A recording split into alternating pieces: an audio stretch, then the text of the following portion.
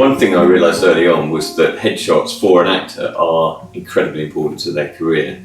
And as a consequence, I also realised that most actors are going to walk through the door feeling fairly nervous, as I would if I was getting my picture taken a few hundred times in a session. So I try to put people at ease as much as possible. That I see as being the major part of my job.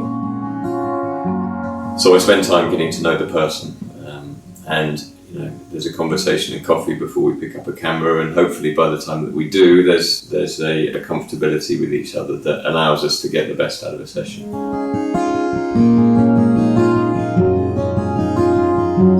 And what I started to do when I got into headshot photography, it was to study light, to study people's faces when I was sitting opposite them in cafes or in parks or whatever, and I'd look at the light, and when the light was particularly beautiful, I'd note where the light was coming from. Sometimes it would be directly from the sun with a bit of backlight reflecting off a window pane or whatever. And I guess that's the job of the photographer. You start noticing light and you try to replicate that in the studio. And a good photograph, and particularly a good portrait, is always a beautifully lit one, and that's what it's about for me.